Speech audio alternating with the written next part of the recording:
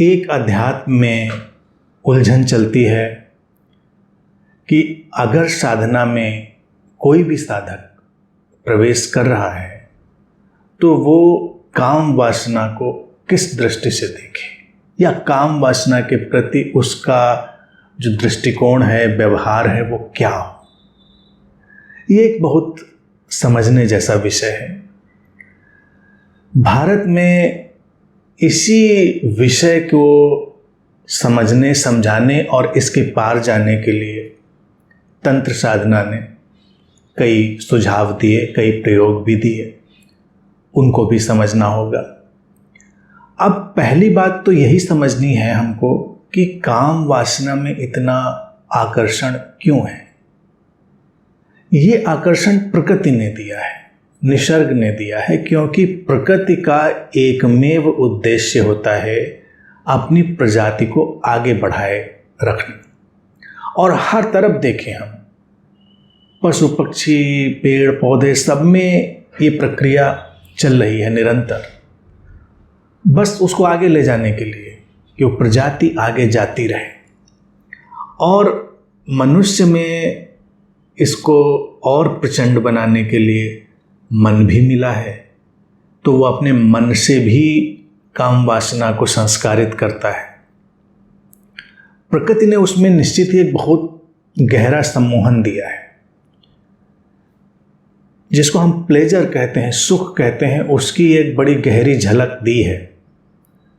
लेकिन हमेशा ध्यान रखें, झलक दी है।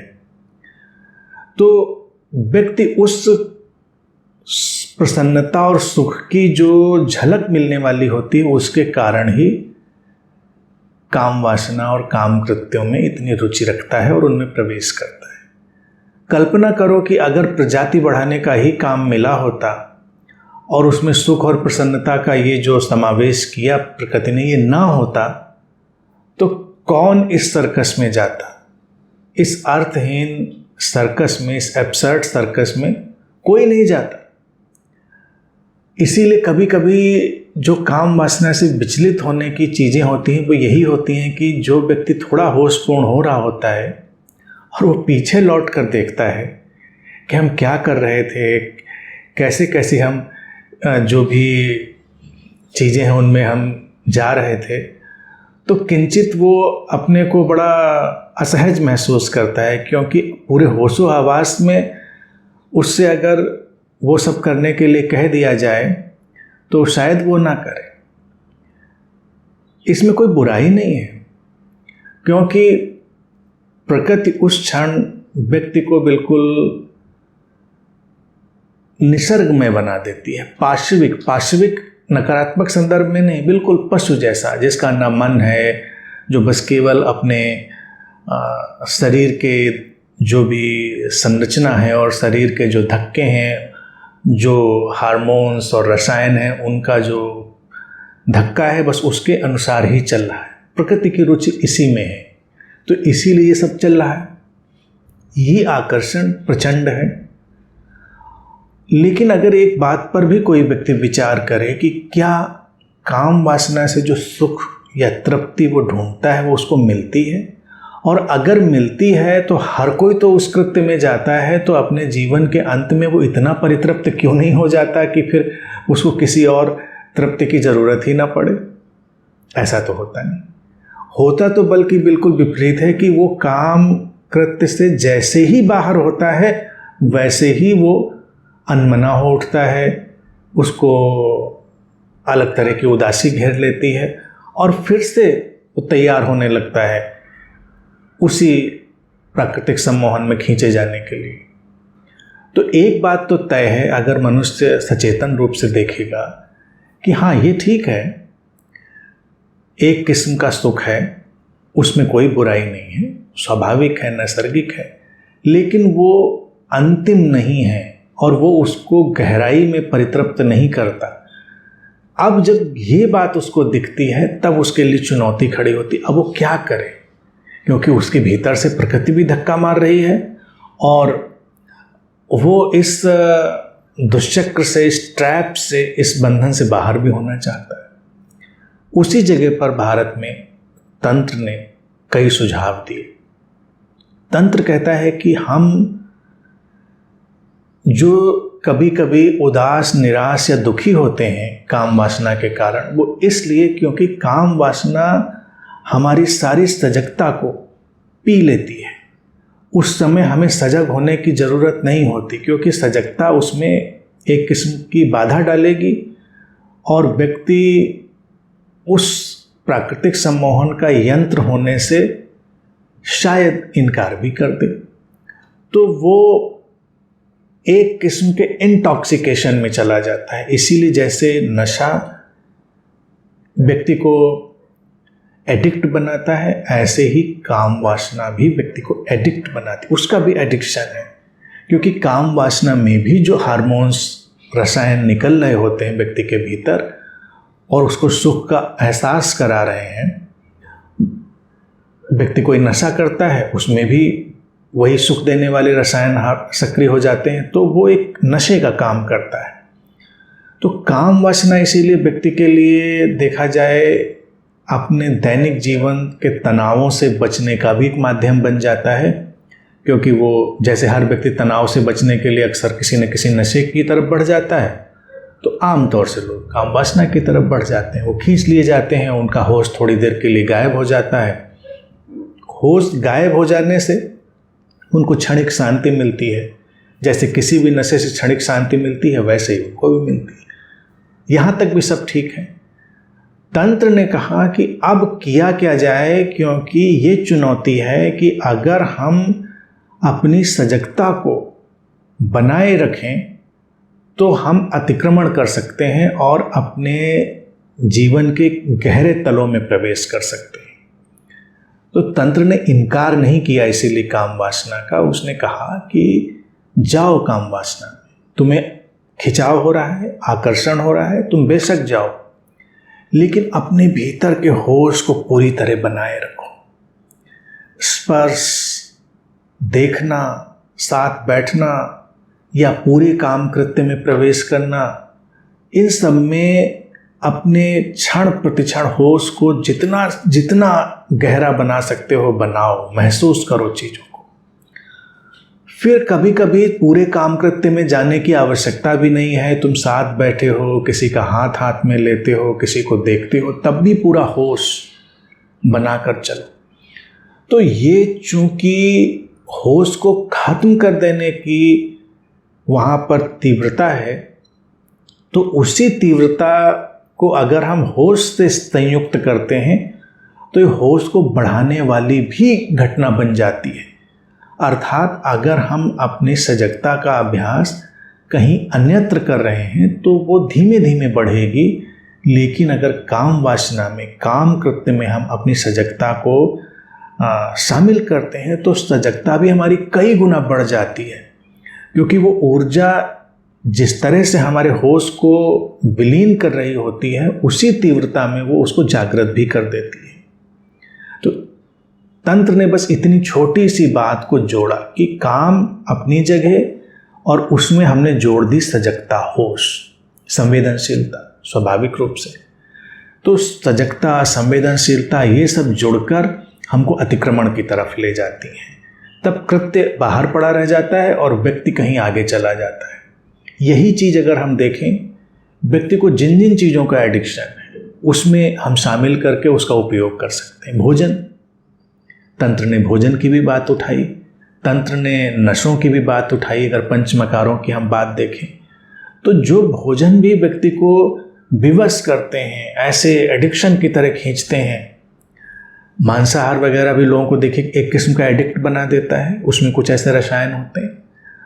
मिठाइयाँ या कोई भी भोजन हो सकता है, आजकल का जंक फूड भी है, वो भी व्यक्ति को एडिक्ट बनाते हैं। अब मिठाइयों से क्यों व्यक्ति इतना एडिक्ट हो जाता है? क्योंकि कहते हैं कि वो भी हमारे मस्तिष्क में वही काम करती हैं जो शराब करती है, उसी चीज़ को सक्रिय करती हैं, तो इसीलिए हमको बड़ा अच्छा लगता है मीठा खाकर। इसी तरह से कोई भी भोजन है। तो अगर हम तंत्र की अंतर्दृष्टि को देखें तो यहाँ भी वही चीज़ लागू होगी कि जब तुम्हारा मन कर रहा है कुछ ऐसा खाने का जो तुम्हें खींच रहा है, तो थोड़ी देर के लिए सजग हो जाओ।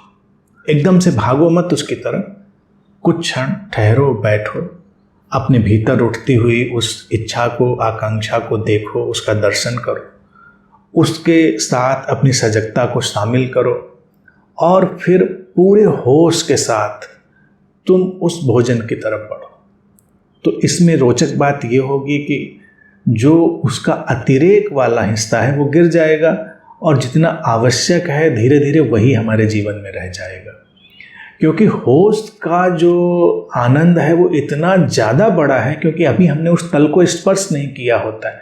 सजगता के गहराई में जब हम जाते हैं तो हम वस्तुतः अपने आनंदमय शरीर की तरफ ही बढ़ते हैं और वो जो आनंद है हमारे आंतरिक स्रोतों से आता है वो इतना विराट है कि फिर क्षुद्र जो सुख हैं उनमें हम शामिल नहीं होते। तो भोजन हो, कोई नशा हो, काम वासना हो, इन सब में अपनी सजगता को शामिल करना है, थोड़ा ठहरना है, संवेदनशीलता को बढ़ाना है।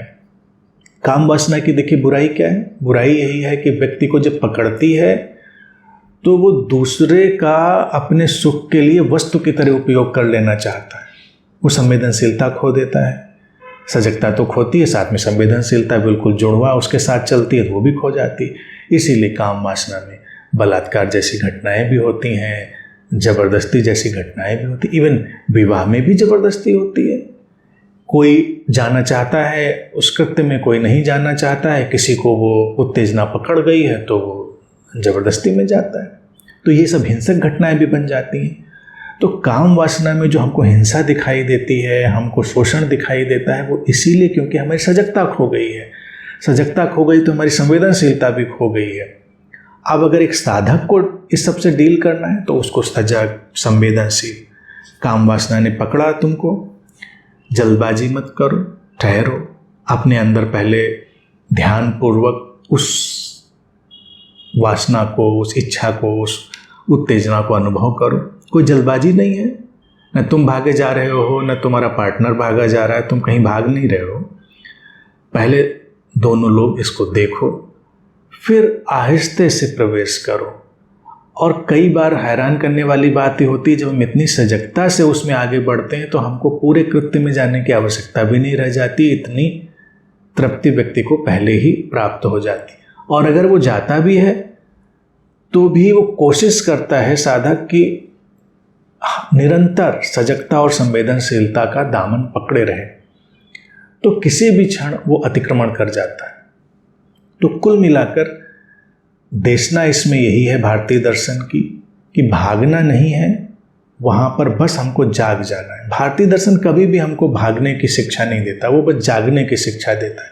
और जहाँ जहाँ हम जागरण जोड़ देते हैं, जहाँ जहाँ हम सजगता और संवेदनशीलता जोड़ देते हैं, वहीं हम रूपांतरण की तरफ बढ़ जाते हैं, वही हम अतिक्रमण कर जाते हैं।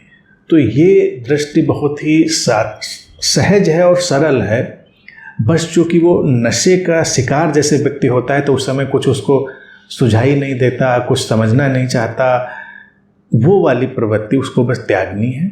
धैर्य, शांति किसी भी कृत्य में, और धीरे धीरे इसका अभ्यास क्या है, काम वासना में नहीं, हर चीज़ में उसको डालना है।